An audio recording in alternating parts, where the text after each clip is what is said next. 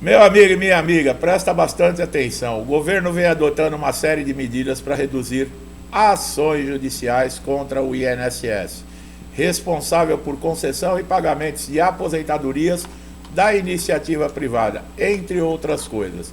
A meta é reduzir em até 20% o número de ações contra a instituição. Em média, o INSS responde aproximadamente 1.600.000 processos por ano. A previsão é que os custos com os novos processos superem a casa dos 5 bilhões.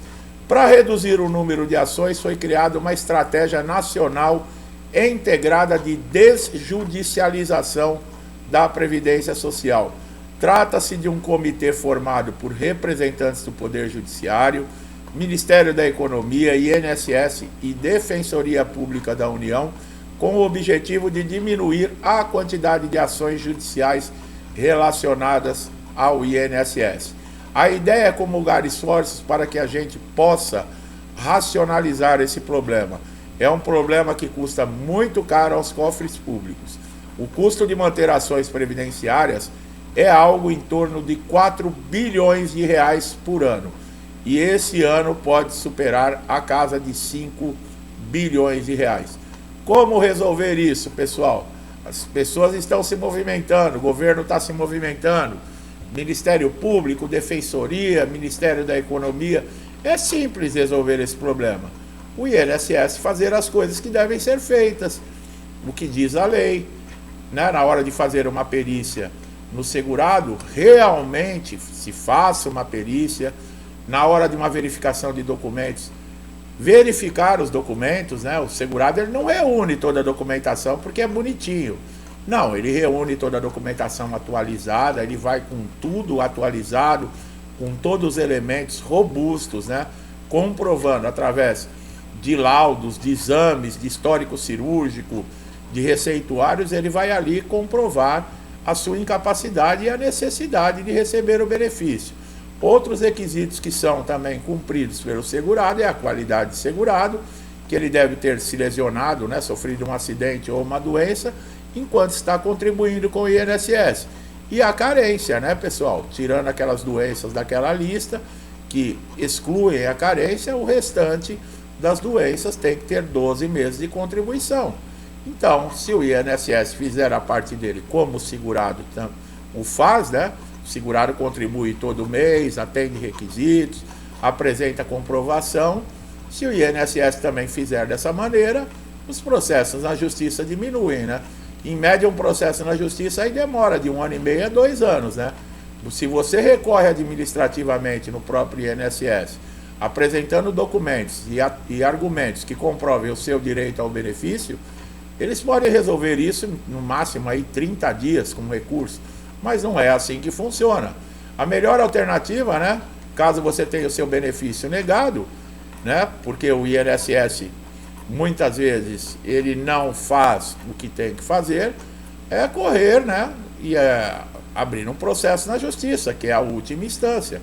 E agora em abril entra aí o ateste júri, né, que nós já colocamos em alguns outros vídeos que a partir de abril, parece que você vai ser intimado por juiz quando você pedir para entrar com uma ação na justiça.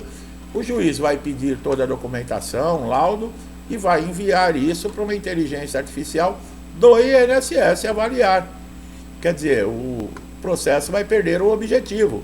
Se você já teve, por exemplo, um benefício negado no INSS, seus direitos foram negados, e você procura a justiça para reverter esses direitos, e o juiz, ele manda a documentação para o INSS avaliar, por que que o INSS dessa vez faria diferente? Porque o juiz mandou?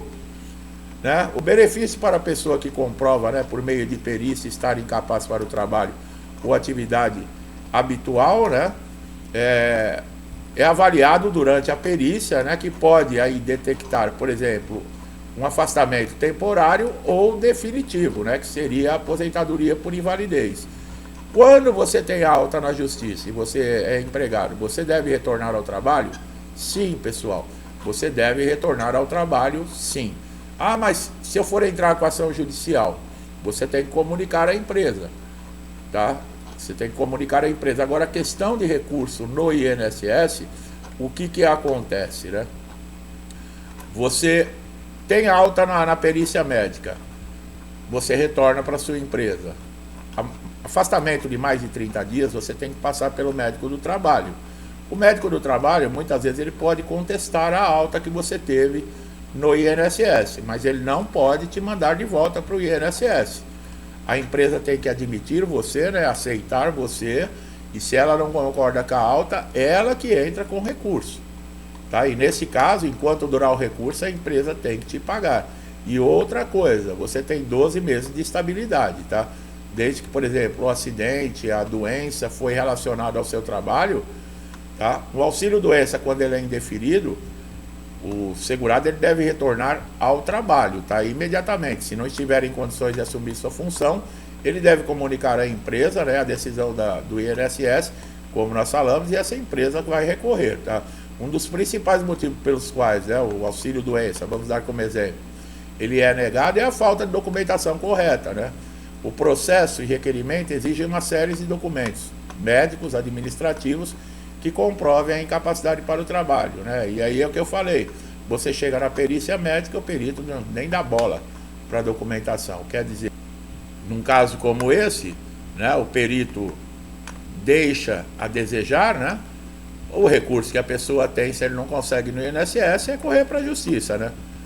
A irregularidade no benefício, né, quando o INSS constata, é enviada uma notificação, né? São aquelas conhecidas cartas de irregularidade após a notificação. O segurado ele tem que apresentar, né? É aberto o cumprimento de exigência, né? Por falta dessas informações e documentação, ele tem que apresentar essa documentação. Enquanto ele não apresentar, ele fica sem receber o benefício, tá? Agora, benefício suspenso pelo INSS, né? Tem a suspensão de pagamentos, né? E é uma coisa muito ruim, pessoal, porque existem casos aí que você consegue reverter uma suspensão, mas eles podem demorar aí de 6 meses a 2 anos para você conseguir reverter a situação. Agora, quando o benefício ele é cancelado, aí não tem jeito, tá? E essa falta de exigência, essa cumprimento de exigência é a ausência de documentação, informações e outros dados, tá? O auxílio-doença ele não tem tempo, né? Por exemplo, de duração. Ele pode durar aí o tempo que o segurado está com seu quadro de saúde aí diagnosticado, né, como incapacitado. Quem vai dizer sim ou não é o perito, tá? As doenças comuns, né, quando o auxílio-doença é concedido e ele não tem, por exemplo, uma data de cessação, mesmo quando o perito judicial ou o juiz não coloca uma data de cessação, nem o perito do INSS, esse auxílio-doença ele vai valer por 120 dias, tá, pessoal? Então tem que ficar esperto aí com relação principalmente à prorrogação, tá?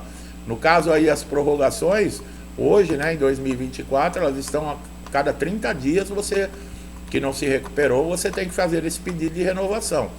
15 dias antes do vencimento da data do benefício, porque se você perder, aí você teria que fazer, depois de 30 dias, um novo pedido, começar tudo novamente, tá? Essa prorrogação, o INSS, ele estendeu, era até abril, ele estendeu o prazo, mas quem está recebendo benefício sem perícia, com certeza vai chegar um momento que vai ser convocado para passar por uma perícia aí presencial. E nós estamos aí, né, de frente ao pente fino, né, nós já colocamos em outros vídeos, as convocações estão acontecendo. Quem receber uma carta, um comunicado, tem 5 dias úteis para entrar em contato com o INSS para marcação de data e agendamento da perícia. Não pode deixar de comparecer, tá, pessoal? Porque senão você pode ter seu pagamento de benefícios suspensos, tá? E olha lá, se não for arquivado, tem que tomar muito cuidado. Você não sabe como está funcionando tudo isso, procura aqui, né? Os vídeos que nós falamos de pente fino, de perícia de pente fino, o tempo, né, que você pode recorrer, quais são os prazos, é muito importante, né? Quando você coloca o processo na justiça, você tem a vantagem de pedir um benefício, né, através de uma ação judicial que garante para você um resultado, né?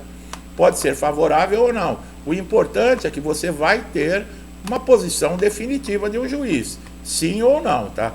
A negativa de você parar na justiça é exatamente porque o INSS negou e você não confia né? Você não acredita que aquela decisão do INSS ela tenha sido justa, porque senão você não recorreria na justiça.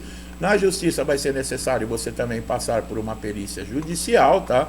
Quando você entra com o processo, o juiz vai nomear um médico perito, né, nos casos de incapacidade, para tirar as dúvidas, né, com relação ao caso da sua incapacidade.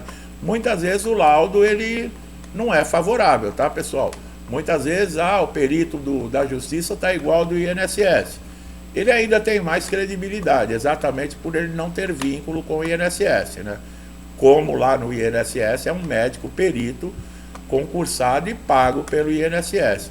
Se o juiz, né, ele nomeou um perito e ele deu um laudo desfavorável, indicando que você não está incapacitado, ainda é possível que o juiz discorde da decisão, tá? De acordo com o artigo 479 do Código de Processo Civil, o juiz ele não é obrigado a aceitar o laudo pericial, mas somente é possível a desconsideração, né, desde que ele tenha uma certeza com os demais elementos aí que estão aí anexados ao processo, né?